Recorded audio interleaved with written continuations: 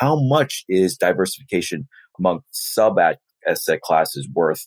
Is it really worth that extra 75 bips or more? All right. Great observation. Let's have an argument about it. Here's the deal. First of all, for those of you who don't know what a BIP is, right? We're talking about basis points. Okay. So one BIP, one basis point is 0.01% per year. So if your expense ratio is 0.80, that's 80 bips or 80 basis points, 4/5 of 1%. Okay. Here's the deal. Don't let your, available investment options, don't let taxes dictate your asset allocation. Choose the asset allocation first. Okay. Don't let your 401k holdings dictate what your asset allocation is going to be, because your asset allocation is relatively long term. You're probably not going to be in that 401k forever. All your money isn't going to be in that 401k. Some is going to be in Roth IRAs. Some might be in a 457. Some might be in your spouse's accounts with totally different options. Some's probably going to be in a taxable account eventually, right? So don't let the 401k options dictate your asset allocation.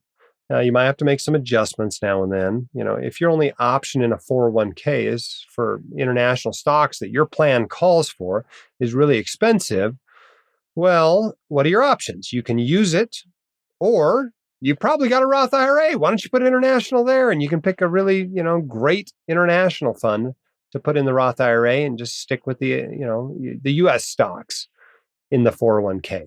Build around what's good in the 401k. But I would not change your overall asset allocation just because you got to pay a little more expense to get a certain, asset class or certain fund. Now, whether it's worth having a whole bunch of different asset classes, having a really complex portfolio is a totally different question. There's a great value in simplicity. Thoreau said, simplify, simplify, simplify. And I used to have more stock asset classes in my portfolio than I do now. In about 2016, we simplified a little bit. We, took some asset classes and consolidated them. We basically used to have a large value allocation, and we had a small value allocation. We had a micro cap allocation. Now we just have one small value allocation that is bigger. It used to be 5% in each. Now it's 15% total in small value, and that's simpler. We decided that was worth it for some simplification in the portfolio, and you may choose to do that as well.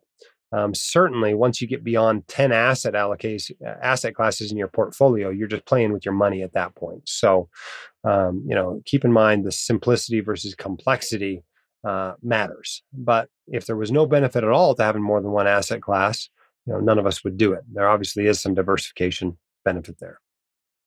The hosts of the White Coat Investor podcast are not licensed accountants, attorneys, or financial advisors. This podcast is free entertainment and information only. It should not be considered professional or personalized financial advice. You should consult the appropriate professional for specific advice relating to your situation.